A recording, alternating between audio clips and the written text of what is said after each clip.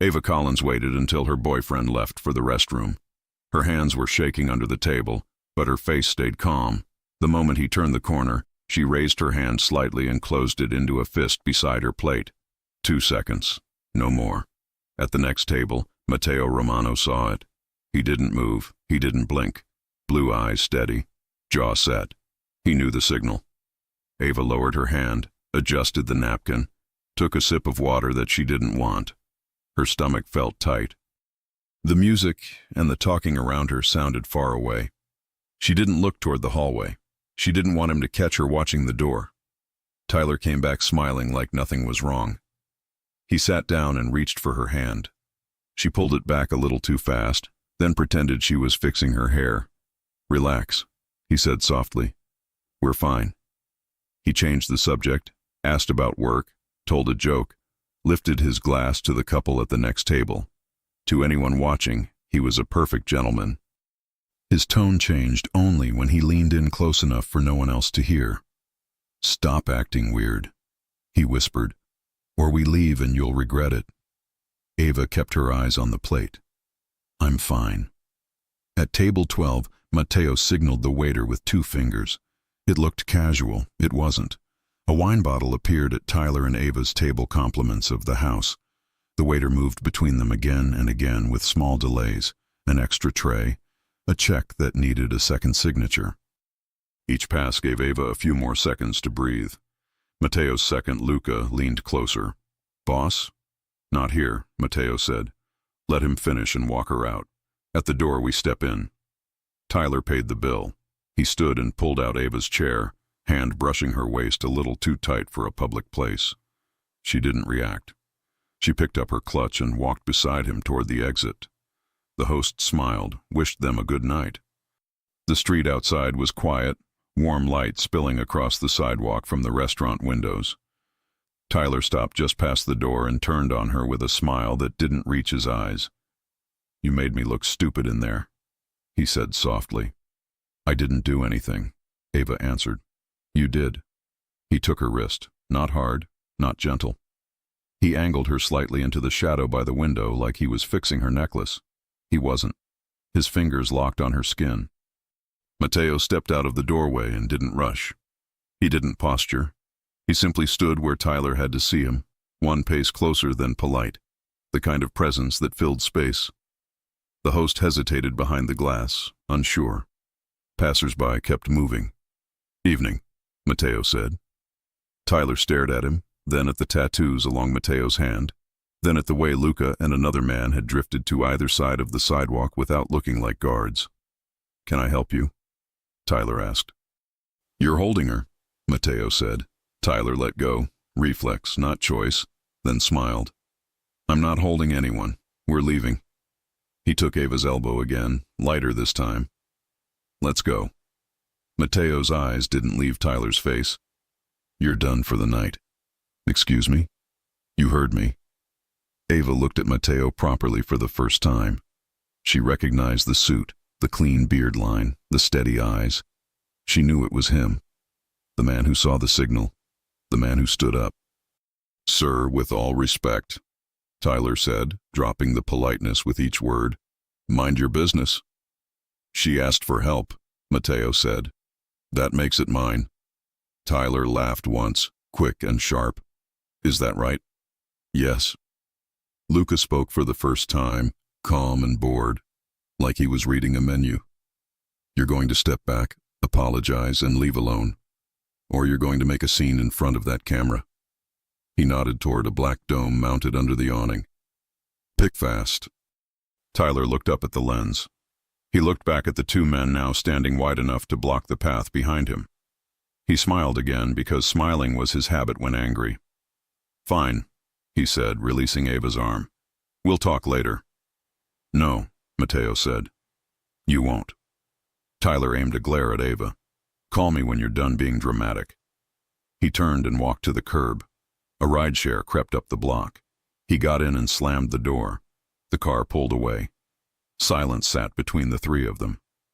The host pretended to wipe the podium inside. People kept eating. The street breathed again.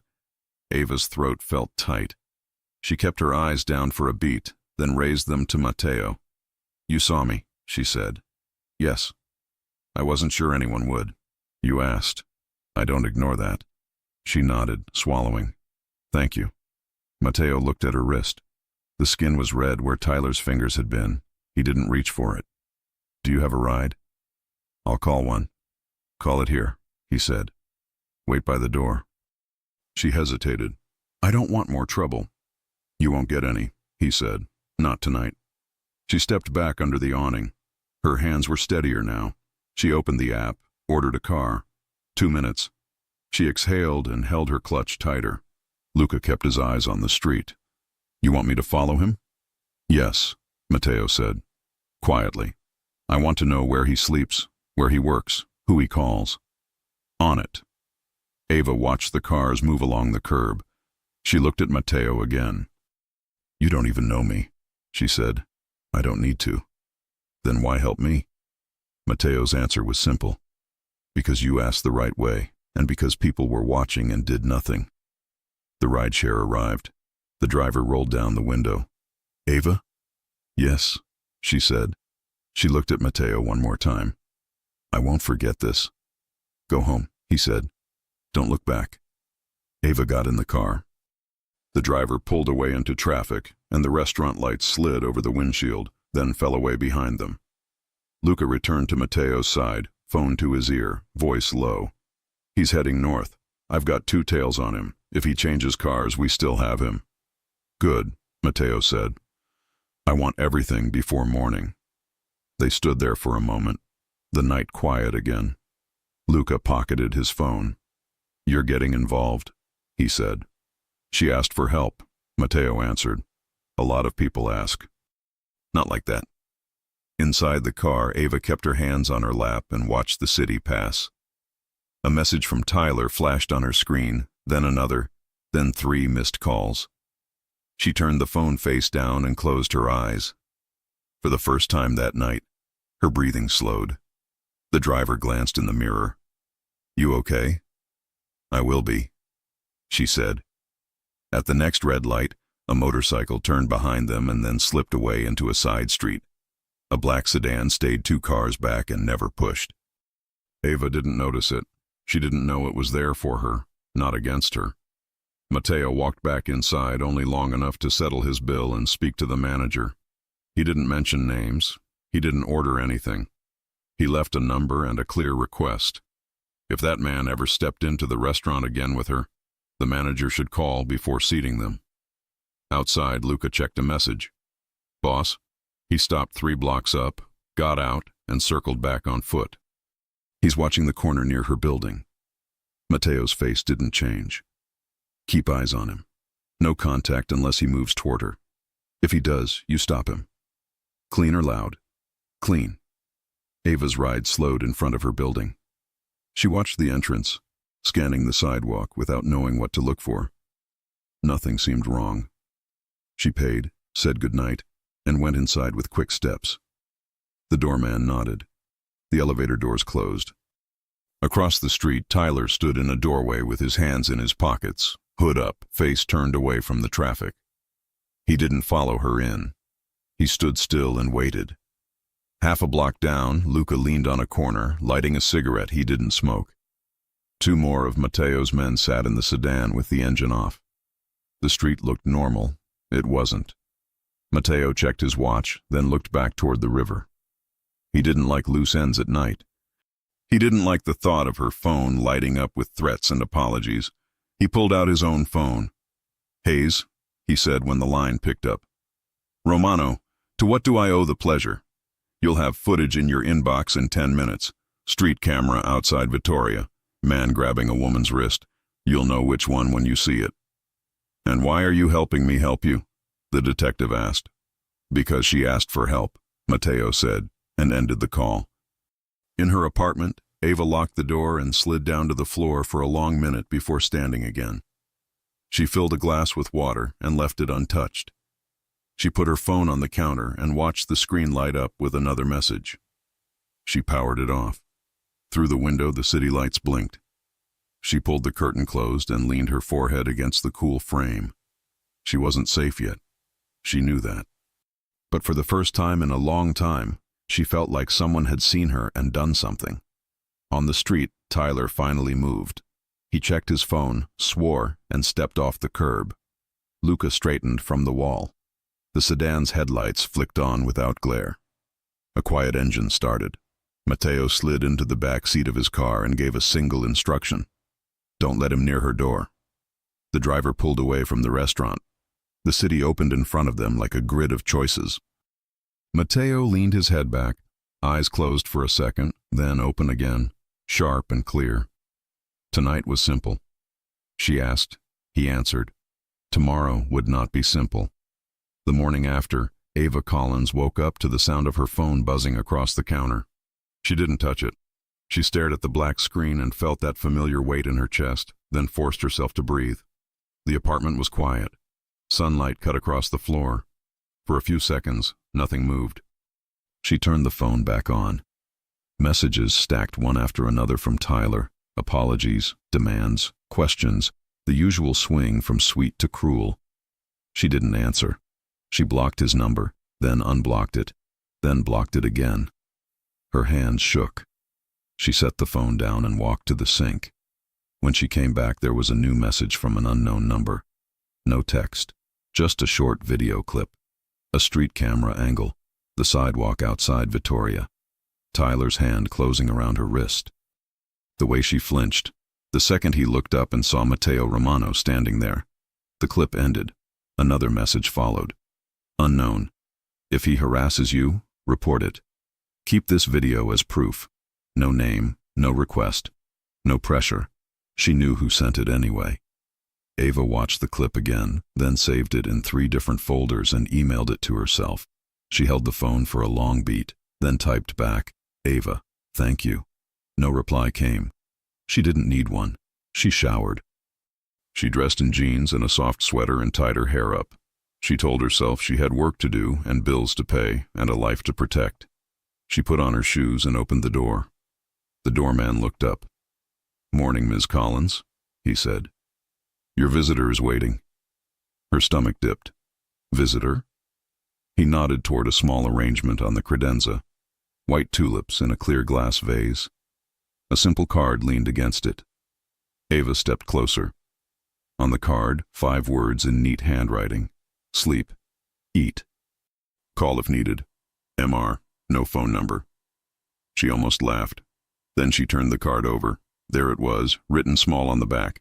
She read the number twice and put the card in her bag like it was fragile. Who delivered this? She asked.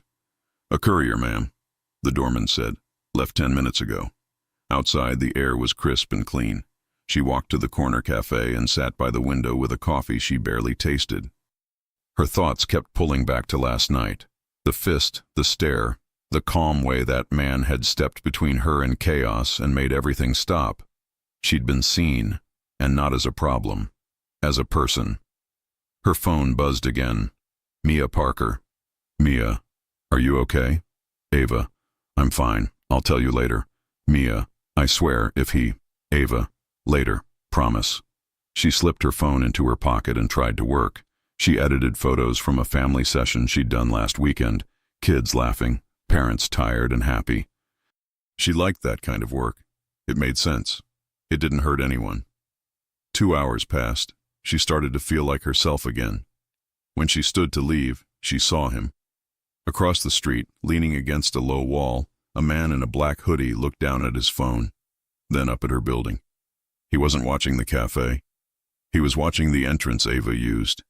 The hood hid most of his face, but his posture was the same, coiled, impatient. Tyler. Ava's mouth went dry. She stepped back from the glass. Her phone buzzed. Unknown. Stay inside the cafe. Don't go out the front. She looked around, pulse kicking up. She found the source 2 tables away, a man in a gray coat, coffee untouched, eyes on his screen. He didn't look at her, but when she moved, he stood and walked to the back exit. He held the door open. She followed him into the service alley that ran behind the block. Who are you? She asked. He shook his head. This way, Ms. Collins. The path opened to a private parking strip.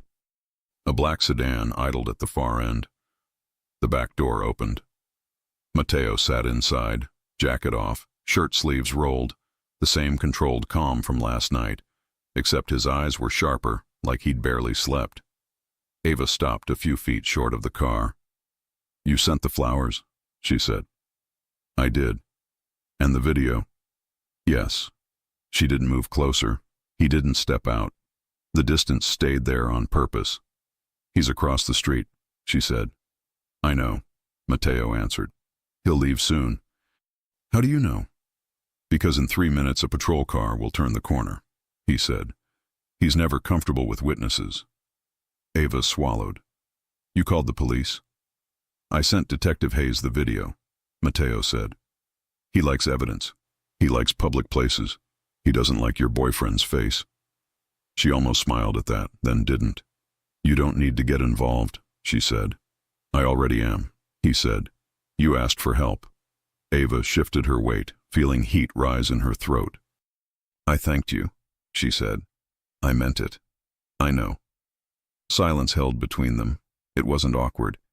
It felt like a pause where both of them waited for something they didn't want to say first. Matteo broke it. "2 options," he said. 1, I place a car on you until he stops trying. You live your life. We keep distance. And 2, you come somewhere safe for 48 hours. No pressure, no questions you don't want. You rest. You decide what you want to do next. We set rules you're comfortable with." "Rules," she repeated.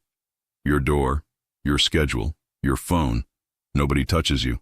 Nobody enters your room without your say." She looked down at her hands. For the first time that morning, her lungs felt open. "Why are you like this?" she asked quietly. "Like what?" "Careful." "Because I don't want you to confuse me with him," he said. "And because when a woman asks for help in public and half the room looks away, I don't sleep well." Her eyes burned in a way she hated. She blinked hard. From the alley's far end, the gray coat man returned. "He's gone," he said to Matteo. "Squad car did a slow pass. He took a ride share." Matteo nodded, then looked back to Ava. "Choose," he said, tone even. She could have said no.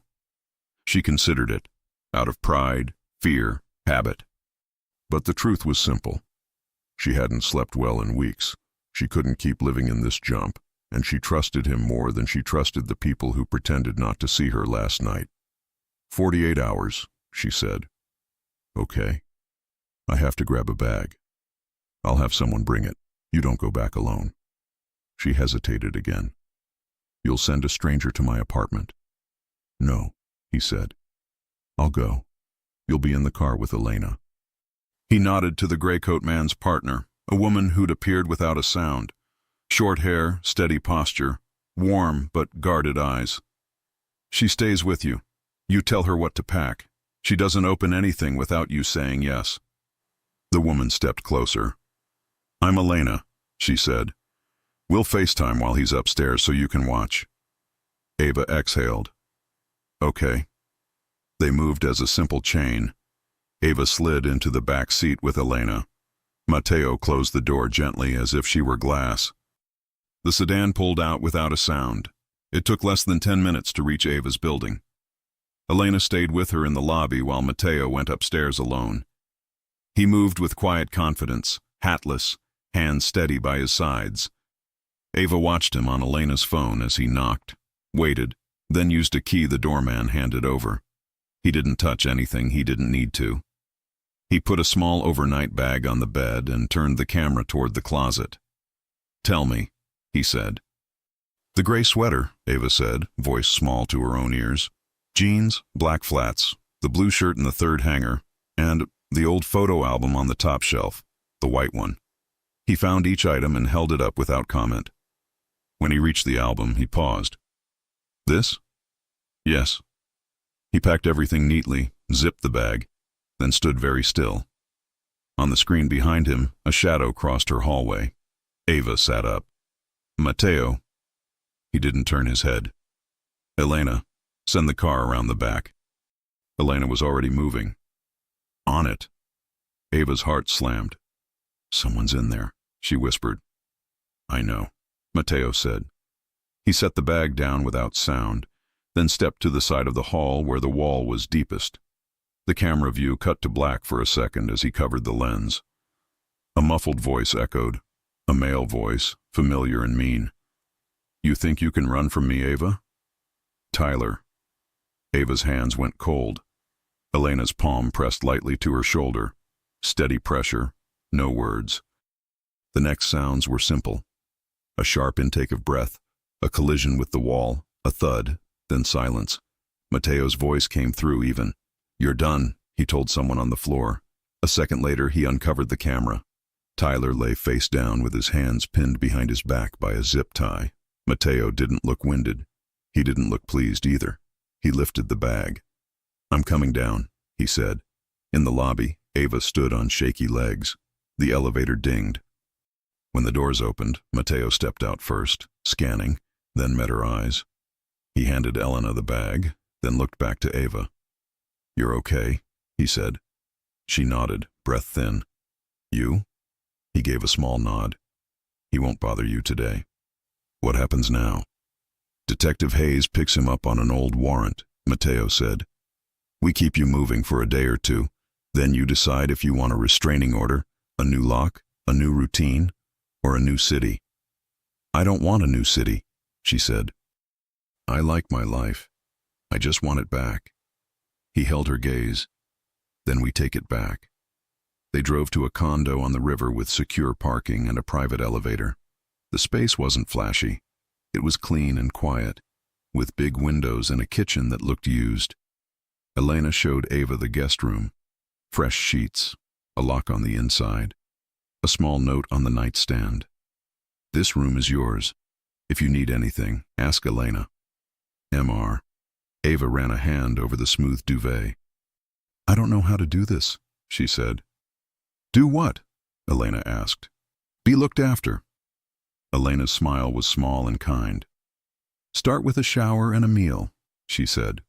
"The rest after." Ava showered hot enough to steam the mirror, then changed into the sweater and jeans. When she came out, the apartment smelled like garlic and tomatoes. She hesitated in the doorway. Mateo stood at the stove, sleeves pushed up, stirring a pot. The sight didn't match the stories she'd heard about men like him. It didn't match last night's hard edge either. It was simple and human. He noticed her and stepped back. "I cook when I don't like the day," he said. "Sit." She sat at the counter. He served her a bowl and slid a plate of bread between them. He poured sparkling water into a glass and set it by her right hand. Then he sat across from her, not too close. She took a bite. It tasted like warmth and quiet. "Thank you," she said. "You're welcome." They ate without many words. When she slowed, he didn't push. When her hand shook holding the glass, he looked away to give her space. When she finished, he reached for her empty bowl and paused. "May I?" he asked. "Yes." He rinsed the dishes.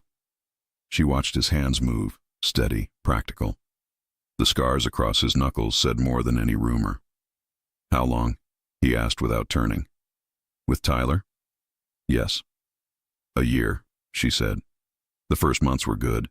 Then it changed, and I kept telling myself it would change back." He set the bowl down.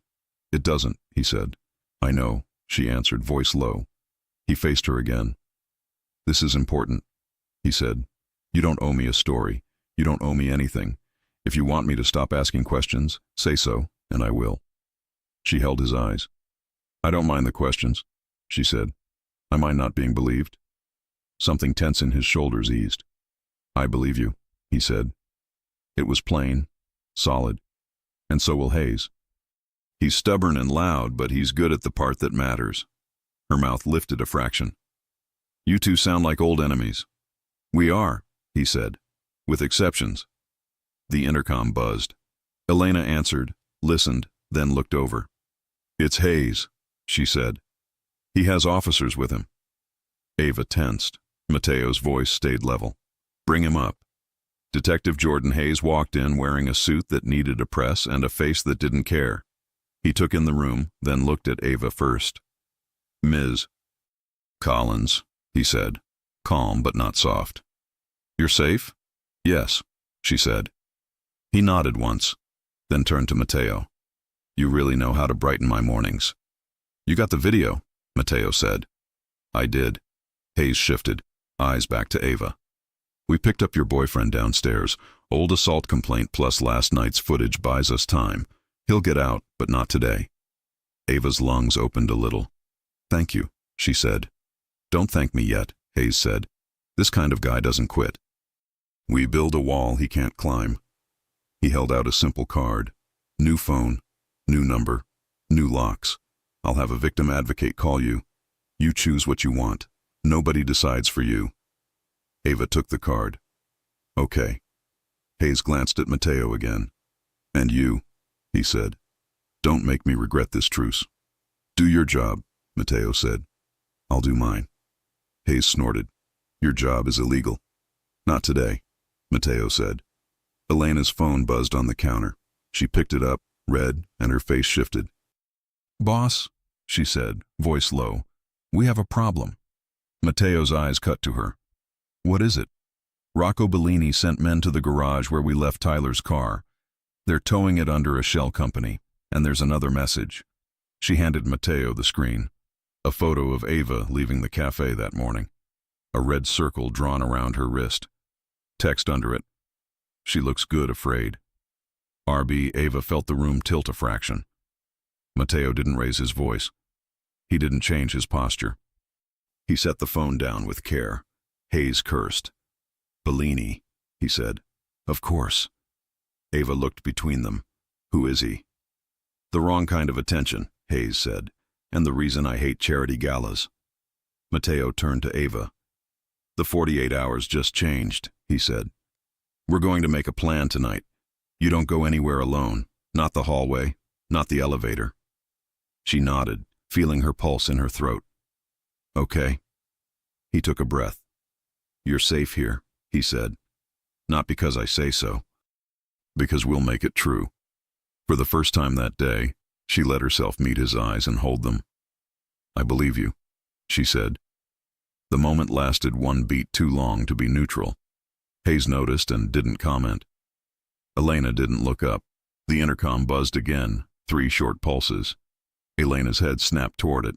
That's the garage alarm, she said. Motion near the private entry. Matteo moved first. Positions, he said. Lights low. The apartment shifted from quiet to controlled movement in seconds. Elena handed Ava a small device with a single button. If I say now, press it, she said. What does it do? Brings the building to us. Ava's mouth went dry. She gripped the device and stood behind the island. The elevator indicator moved, down, then up, stopping at their floor. Hayes drew his weapon and took cover behind the column. Matteo didn't draw anything. He stood a few steps in front of Ava, shoulders squared, head tilted slightly, listening for the scrape, the breath, the tell. The elevator doors slid open. A man stepped out alone, hands lifted to show they were empty. He wore a suit without a tie, and a smile that didn't match his eyes. Evening, he said. I'm here to make an offer. Elena whispered, almost on air. Bellini's lawyer. Hayes didn't lower his gun. He can make it from the hallway. The man kept smiling. Mr. Romano knows what we want, he said, and we know what he cares about. His gaze flicked to Ava for half a second, just enough to make the meaning clear. We can end this fast, or we can make it long. Matteo's voice was calm. You came to the wrong door. Did I? The man asked. He turned as if to press the elevator button, then stopped and lifted a second phone from his pocket. The screen glowed with a live feed. A tight frame. Mia Parker outside her apartment, keys in her hand, laughing into her phone. Behind her a car idled at the curb with its lights off. Ava's grip on the device tightened until her knuckles hurt. Mia, she said, barely sound. The lawyer's smile widened by a degree. You have 1 hour, he said. Then we stop asking. The elevator doors closed. Matteo stepped forward, eyes hard now, all the softness gone. He turned to Ava, and the promise in his voice was not gentle, it was absolute. We're going to get your friend, he said, and then we're going to end this." Ava couldn't sleep. Every time she closed her eyes, flashes from the last 2 days returned. Tyler's hand on her wrist, the sound of Mateo's voice, the way his presence had filled the room without a single threat. It wasn't fear anymore. It was something else. Something she couldn't name. She got up quietly and walked to the living room. The city stretched outside the tall windows, all glass and cold reflections. It was past midnight. She poured herself some water and turned on a small lamp. "You should be resting." Mateo's voice came from behind her. She turned. He stood by the hallway, barefoot, shirt unbuttoned halfway, sleeves rolled. His tone wasn't harsh. It was soft, almost careful. "I couldn't sleep," she said. He nodded once, stepping closer but stopping a few feet away. "Bad dreams?" "Memories," she said. "They don't turn off that easily." He leaned against the counter, watching her with those piercing blue eyes that always seemed to see too much. "That's normal," he said. "It means you're still fighting." She half smiled. "I'm tired of fighting." "Then don't," he said simply. "Not tonight." For a moment, silence filled the space. Ava felt strangely safe, even standing near a man whose name carried weight in every corner of the city. But here he wasn't that man. He was just quiet, present. She looked at him. "You said you didn't sleep well when people ignore things like what happened to me. How many times have you seen it?" "Too many," Mateo said. "The city hides cruelty in polite smiles. You learn to notice the eyes that never meet yours. And you decided to stop looking away," she said softly. He met her gaze. "Someone has to." Ava sat down on the couch, pulling her knees up slightly. Mateo didn't move closer, but his attention stayed on her, calm and protective. "I don't understand you," she said after a pause. "You run an empire people are scared of, but you protect strangers." "People think I'm dangerous," he said. "Sometimes they're right, but I know what kind of man I never want to be." "And what kind is that?" she asked. "The kind who breaks someone just because he can." Ava looked down, her throat tightening. Mateo noticed but didn't push. He just stayed there, letting her feel whatever she needed to feel. Finally she asked, "Will he, Bellini, really go after my friend?" "Yes," Mateo said, honest and steady. "He likes control, and the best way to control someone is to make them afraid for others." She nodded slowly. "Then we have to stop him." He tilted his head slightly. "We? You helped me. You saved me. You didn't have to. And now he's using my friend to get to you." Her voice hardened. "I won't sit here and hide." For the first time, Mateo's lips curved slightly. "You don't scare easily, do you?" "Not anymore," she said. "Not after last night." He studied her for a second, then pushed off the counter and came closer. "If you want to help," he said, "you do it my way. No risks you can't handle." Ava's heartbeat quickened as he stood near her, close enough that she could smell his cologne. Clean, warm, like cedar and smoke. "Your way?" she asked. "I plan," he said. "You listen, and if anything feels wrong, you walk away. I don't care what we're in the middle of." "And if it feels right?" she asked before she could stop herself. Mateo's eyes softened but didn't lose focus. "Then you'll know." Their gaze held for a few seconds too long. Ava looked away first, heat rising in her chest. He handed her a small phone. "Encrypted line," he said. "If I call, you answer. If you call, I pick up. Don't text. Don't share it. It's only between us." She took it carefully, their fingers brushing for half a second. It was nothing and everything.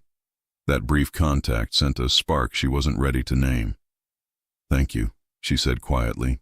Mateo nodded. "Elena will stay here tonight. I'll be downstairs with Luca. Try to rest." "Do you ever rest?" she asked. He smiled faintly, almost like he didn't want to. "Not really." Before leaving, he added, "You're safe here, Ava. I promise you that." The word promise echoed long after he disappeared down the stairs. The next morning, the condo smelled like coffee and something sweet. Ava followed the scent to the kitchen and found a note on the counter. Had to step out early. Hayes will call you at 10. Don't open the door to anyone but Elena. M.R. She smiled without meaning to. It was the first morning she'd woken up feeling like someone was thinking about her safety before she even got out of bed. Elena walked in, hair still wet from the shower. Morning, she said. You slept? A little. Better than yesterday. Progress, Elena said, pouring coffee. Matteo went to meet Hayes. Tyler's in holding, but Bellini's people are watching. Ava frowned. Do they know where I am? Probably not, Elena said. But they'll try. You're not the first woman Bellini has used. That's why Matteo's going after him. Used? Ava asked. You mean like? Elena nodded. Bellini finds women connected to politicians, bankers, anyone with leverage. He breaks them down, then owns them. Ava felt sick. And Tyler? Was his errand boy, Elena said. He brings women in, keeps them scared, reports everything. Ava's stomach twisted. She gripped her cup tighter. So I was just... No, Elena interrupted. You were the one who got away. Later that day, Matteo returned. He looked tired, his jaw tight, suit jacket off. He poured himself coffee and leaned against the counter. Hayes found something, he said. Bellini's people use a gallery downtown to wash money. They host charity events there every month. Let me guess, Ava said. One tomorrow? Exactly, he said. Bellini will be there. So will his lawyer. And you're going, she said. He nodded. I need to make him show his hand. Ava hesitated. What if I go too? Matteo looked up slowly. No, I'm not asking to play hero, she said. But if Bellini used Tyler to reach me, maybe I can help you get closer. He studied her face for a long time, weighing the risk. You're serious. I'm done hiding, she said, and I'm tired of being scared. He exhaled through his nose, rubbing the back of his neck. You realize what kind of place it is? Yes. And you realize Bellini will recognize you. Then let him, she said. Let him see what it looks like when I'm not afraid anymore. For a second, Matteo didn't answer. Then quietly he said, You sound like someone I'd follow into a fight. Ava smiled just a little. You already did. Something changed in his expression. Less guarded, more human. He looked away first this time. All right, he said. You'll go, but not alone. Your men? No, he said, eyes back on hers. With me. That night, while Elena helped Ava choose something to wear that wouldn't draw attention, Matteo stood in the hallway outside, talking quietly with Luca. When she stepped out, both men stopped. She wore a simple black dress, no jewelry, hair down, clean lines, quiet elegance. But when Matteo saw her, he couldn't look away for a full second. You'll fit right in, he said, voice low. Ava smiled faintly. That's the idea. Luca handed Matteo an earpiece and nodded. Everything's set. Bellini's security detail is heavy, but we've got eyes inside. Matteo turned to Ava. Stay close to me at all times. If anything feels off, you walk out. She nodded. And if it feels right? He looked at her for a moment, remembering her words from last night. Then we finish what we started. They left the building together, side by side. No one watching them from the outside could tell that a quiet storm was already building between them, one made of danger, loyalty, and something that felt a lot like love, even if neither of them dared to call it that yet. The sound of soft jazz filled the gallery, echoing against glass and marble. Ava stood beside Matteo, her hand resting lightly on his arm as they stepped into the bright space. No one looking at them would guess the truth, that this wasn't a date, it was a setup. The room buzzed with money. Laughter, expensive perfume, fake smiles, Bellini's world. Matteo kept his voice low. He's here. Ava followed his gaze. Across the room, Rocco Bellini laughed with two investors, his perfect suit and smug smile making her stomach turn. He looked nothing like the man she'd imagined, charming, composed, invisible evil wrapped in charm. Matteo leaned in slightly. Remember, he said, we're just another couple. Don't draw attention. Ava forced a small smile. That's easier when you look like this, she said. He raised a brow. Like what? Like the kind of man people stare at, she whispered. His mouth curved, just a hint. That goes both ways. Her pulse jumped before she could stop it. He wasn't flirting. Not really. But his calm, deep voice made her skin tighten in ways that had nothing to do with fear. Matteo nodded toward a corner table. Stay near me. Luca's on the balcony. Elena's by the back exit. No one touches you. No one talks to you unless I say so. Got it, Ava said. You're the boss. Matteo's lips twitched. Only tonight. For almost an hour, everything stayed calm. They mingled, listened, smiled at the right moments. Ava played her part well, quiet, graceful, blending in. Matteo moved like a shadow beside her, polite when needed, silent when not. But under the surface, she felt the tension in him, the constant alertness of a man who trusted no one. Then, Bellini noticed them. He excused himself from the group and crossed the floor with the confidence of a man who believed he owned the room. Matteo Romano, he said with a grin. I was wondering when the ghost would show. Matteo didn't smile. Rocco. Bellini's eyes slid to Ava. And who's this? My date, Matteo said. Bellini's grin widened. She looks familiar. Ava's breath caught, but Matteo's tone stayed steady. I doubt it. Bellini tilted his head, studying her a little too long. Pretty face like that. Hard to forget. Matteo's expression didn't change, but his hand brushed Ava's lower back, a subtle signal. She nodded once, staying composed. Well, Bellini said, still smirking. Enjoy the art. I'll see you soon. He walked away, but Matteo's jaw stayed tight. Ava whispered, He recognized me. I know, Matteo said. That's what we wanted. You wanted him to see me? Yes, he said quietly. Because men like Bellini only make mistakes when they think they're in control. Later, after the event, they returned to the condo. The city glowed below, quiet but alive. Matteo poured a drink at the counter while Ava kicked off her heels and sat on the couch. So, she asked, did we get what we needed? Yes, Matteo said. Bellini slipped. He's running a private auction next week. Hayes will move then. Ava nodded slowly, watching him. His sleeves were rolled up again, tie gone, shirt open at the collar. Every move he made was calm, deliberate, like he was made of control. But underneath, she sensed something else. Tension, fatigue, humanity. You trust Hayes? She asked. I trust his results, Matteo said. Not his methods. And me? She asked, before she could stop herself. Matteo looked up, caught off guard. You? Yes, Ava said, heart racing. You trust me? He didn't answer right away. Then slowly, I do. She exhaled, realizing how much that meant. Then you can stop watching me like I'll break. Matteo's mouth curved slightly. You won't break. But I like knowing I'd be there if you did. Something in his tone, low, honest, protective, made her chest tighten. She looked down at her hands, but he stepped closer, stopping just a breath away. You did good tonight, he said. You mean I didn't faint or scream? She teased. I mean, he said, voice softer now. You were stronger than you think. Their eyes met and the room felt smaller. The air changed, not heavy, but charged. Ava didn't move. She could feel the warmth of him, the steady heartbeat just under the surface. He brushed a strand of hair from her face, fingers slow, eyes never leaving hers. You should get some rest, he said, but his voice didn't sound certain. I'm not tired, she whispered.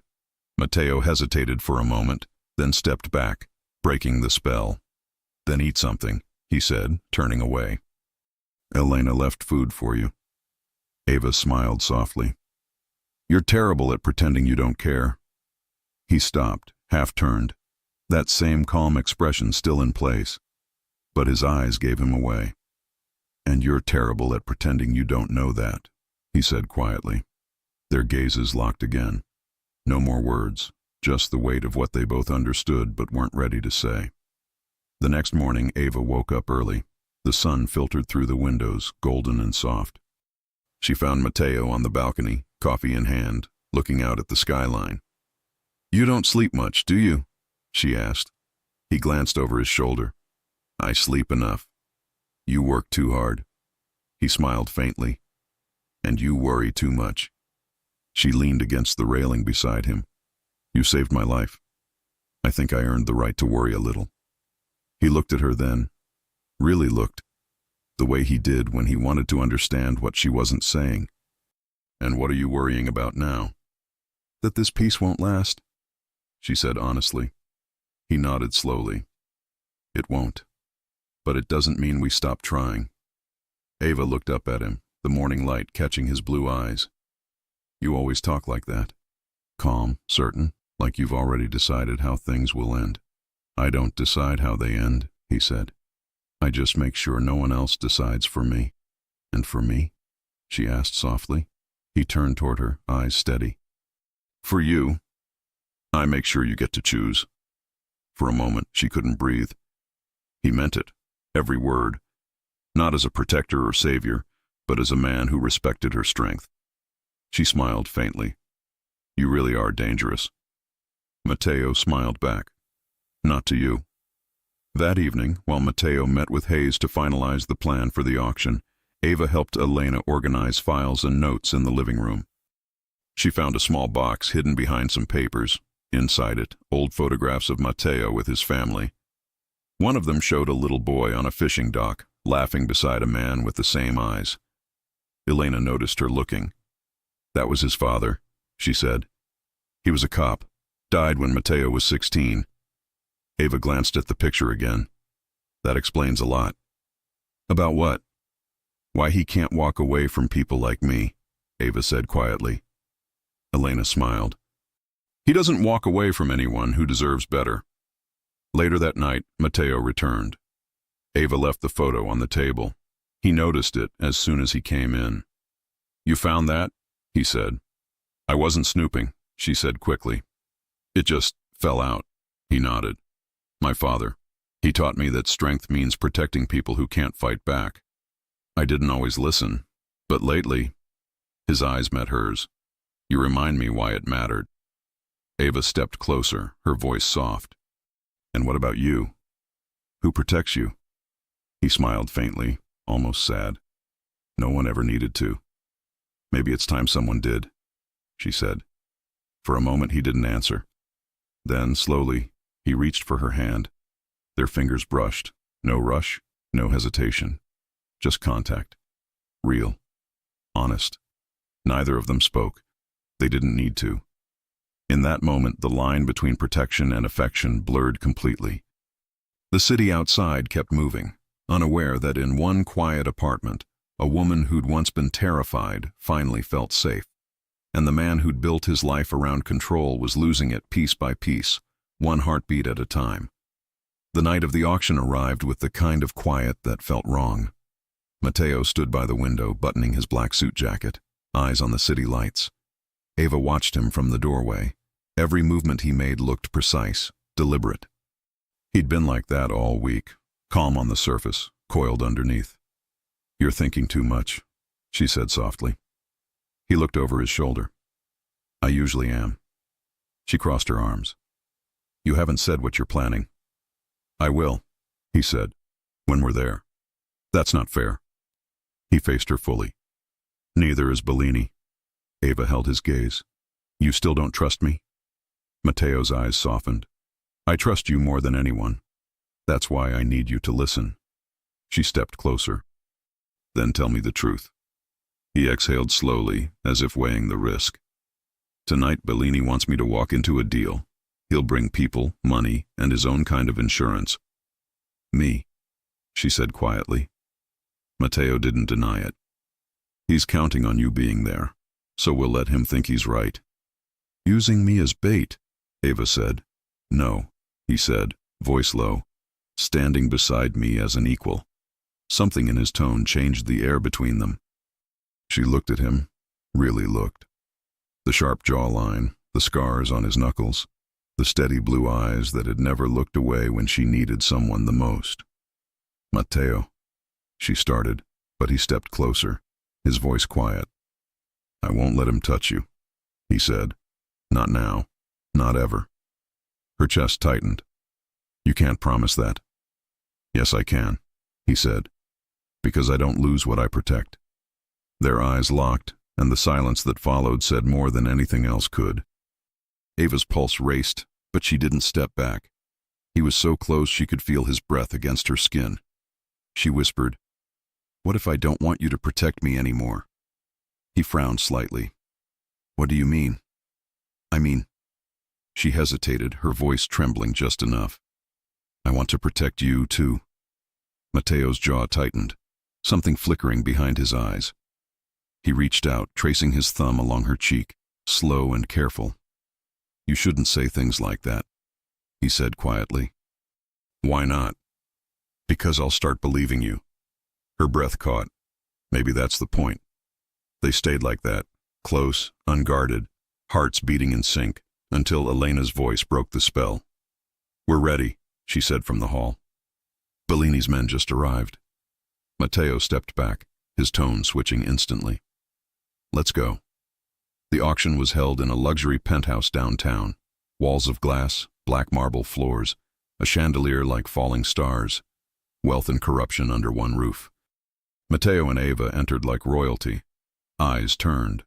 Whispers followed. Bellini stood near the bar, surrounded by his men. He smiled when he saw them. "Mr. Romano," Bellini said, "and the beautiful Ms. Collins. I must say the city hasn't stopped talking about you two." "Then it's about time we talk back," Matteo said. Bellini laughed. "Straight to business. I admire that." He gestured toward the back room. "Shall we?" Matteo nodded once. "After you." Ava's stomach tightened as they followed him into the smaller private lounge. A table stood in the center, 2 briefcases, 3 guards, and a thick air of danger. Bellini turned, still smiling. "I have to admit," he said, "I didn't think you'd bring her." Matteo shrugged. "You wanted proof I don't hide my cards." Bellini chuckled. "Ah, but you do. You always have." He reached into his jacket pocket, slow, deliberate, and placed a phone on the table. The screen lit up with a live feed. Mia Parker, tied to a chair, terrified but alive. Ava's breath left her. "Mia." Bellini tilted his head. "Beautiful girl. Brave too. She wouldn't tell me where you were, so I had to improvise." Matteo's voice dropped an octave. "Let her go." Bellini smiled wider. "And miss this reunion?" No, I think she's safer with me." Ava stepped forward, but Matteo's hand brushed her arm, a silent warning. "Stay still." Bellini's eyes flicked down to the gesture and his grin sharpened. "You care about her."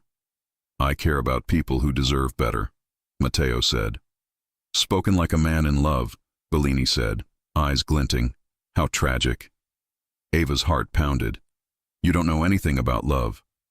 Bellini's smile faded, replaced by something colder. "No, my dear. I know exactly what it costs." He pressed a button on the phone. In the feed, one of his men grabbed Mia by the shoulder. She cried out. Ava moved instinctively, but Matteo was faster. His hand closed around hers, firm and steady. "Look at me," he said quietly. "Right here." She did. His voice, his eyes, everything about him anchored her back in place. "Whatever happens," he whispered, "don't lose focus." And then chaos. The glass wall shattered. The sound of gunfire filled the air. Hayes's team had arrived early, storming the room with precision. Bellini's guards panicked, firing wildly. Matteo pulled Ava behind the table, shielding her with his body. "Stay down!" he shouted. Ava covered her head, her heart slamming against her ribs. Matteo fired once, disarming a guard trying to flank them. The flash of light illuminated the edge of his jaw, the focus in his eyes, not rage, but control. When the shooting stopped, the room was a wreck. Bellini was gone. The live feed had cut to static. Hayes stormed in, gun still raised. "He slipped out the service elevator. We'll track him." Mateo stood, scanning the mess. He won't get far. Hayes looked at him. You did good, Romano. Now stay out of it. We'll finish this. Mateo didn't answer. He just turned to Ava, who was trembling, glass in her hair. He brushed it away gently, his thumb grazing her temple. You okay? He asked. I'm fine, she said, breathless. You? I've had worse nights. He smiled faintly, and she almost laughed despite the tears in her eyes. Mateo? She whispered, her voice breaking. I thought you... He didn't let her finish. His hand slid to the back of her neck, and before she could think, his lips were on hers. Firm, desperate, real. The kind of kiss that erased every fear, every noise, every piece of the world that wasn't them. When he finally pulled back, his forehead rested against hers. You don't get to be scared alone anymore, he said quietly. Ava's eyes filled with tears. Then don't you dare disappear on me again. I won't, he said. Not unless I take him down first. Outside, sirens wailed in the distance. Hayes barked orders into his radio. But inside the wrecked room, Mateo and Ava stood together, bruised, shaken, and bound by something neither of them could fight anymore. For the first time, it wasn't protection. It was love. Raw, unspoken, and real. Rain fell hard over the city, beating against the streets like a warning. From the top floor of the Romano building, Mateo watched the storm through the wide glass windows. He didn't move. He didn't speak. His eyes stayed fixed on the lightning flashes far away, the direction where Rocco Bellini was hiding. Behind him, Ava paced the room, her arms wrapped around herself. The silence between them wasn't cold. It was heavy, charged with everything unsaid since the kiss.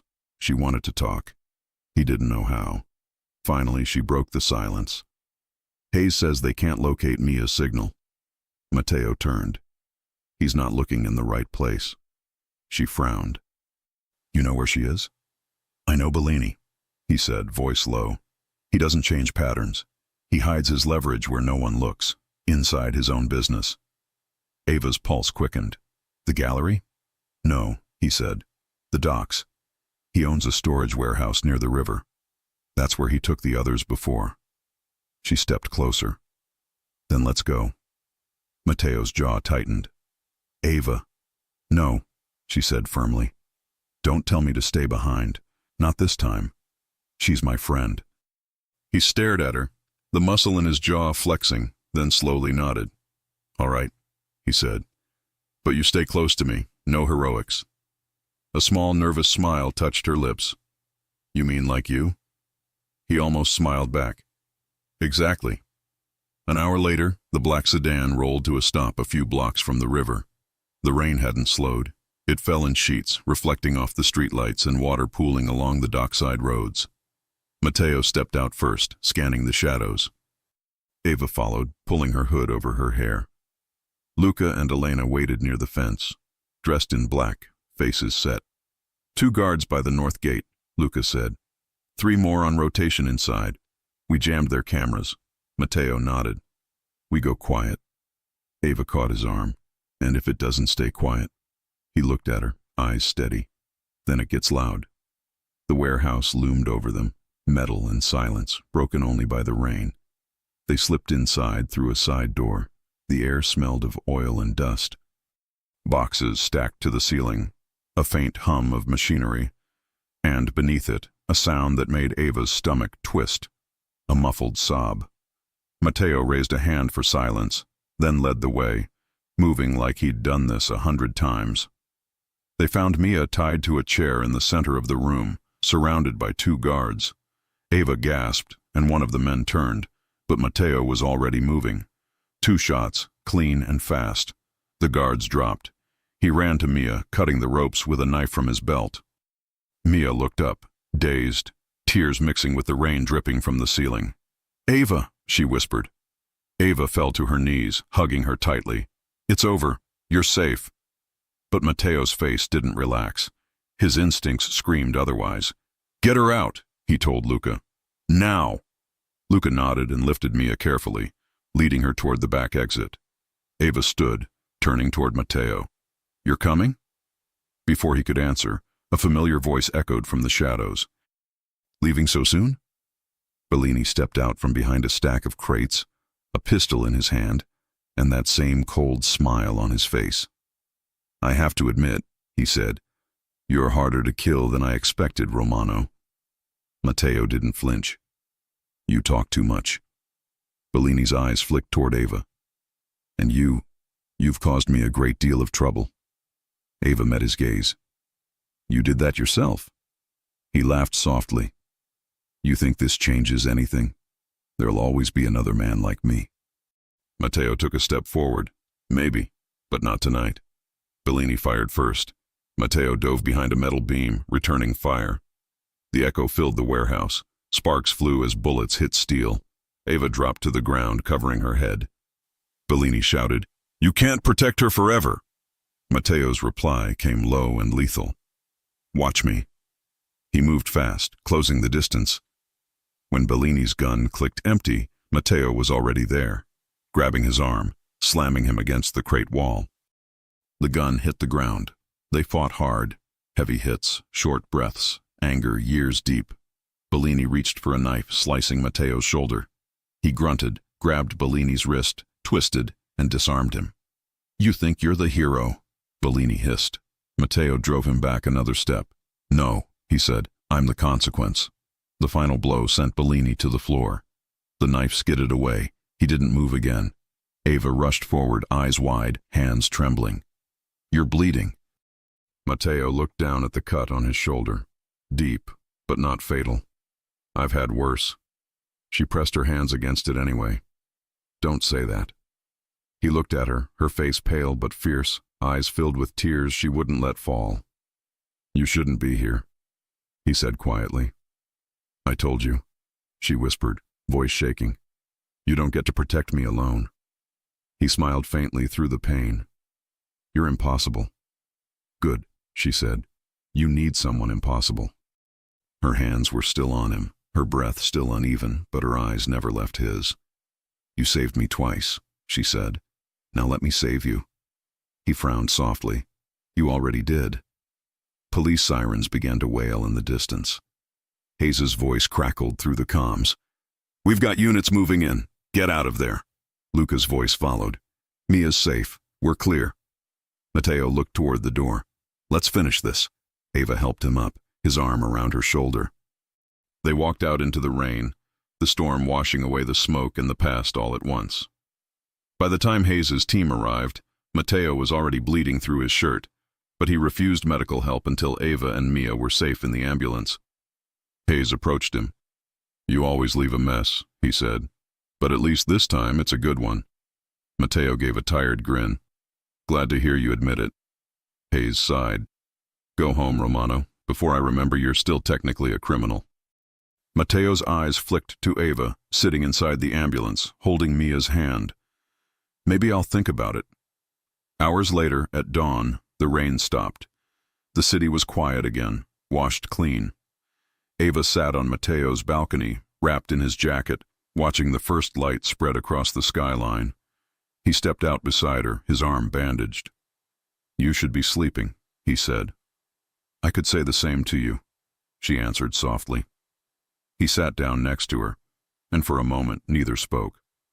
Then Ava turned to him. "What happens now?" Matteo looked at her, eyes tired but warm. "Now you live, without fear." "And you?" He hesitated. "I don't know what I'm supposed to be after this." She smiled gently. "Maybe just a man." He let out a quiet laugh. "That's harder than it sounds." She reached out, touching his hand. "Not if you let someone help." He looked down at their hands, then back up at her. "And you'd help a man like me?" "I already did," she said, "and I'd do it again."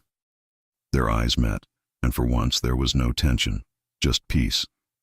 He reached for her, slow and certain, and when their lips met, it wasn't out of fear or desperation. It was love, real, grounded, and earned. When they finally pulled apart, Matteo whispered, "You know, when I first saw you make that signal, I thought I was saving you." She smiled softly. "And now?" He brushed his thumb against her cheek. "Now I think you saved me." Weeks later, the city returned to its rhythm. Bellini's empire collapsed. Tyler disappeared into prison records. Ava reopened her studio, sunlight spilling across framed photographs. On the shelf, beside her camera, stood a single white tulip in a glass vase, a quiet reminder of the night everything changed. The bell above the door rang. She looked up and smiled. Matteo stood there, wearing that same calm expression, holding 2 cups of coffee. "I didn't know if you'd be open," he said. "I am," she said. "Always." He stepped closer, setting the cups down. "You still make the best coffee?" "You'll have to stay long enough to find out."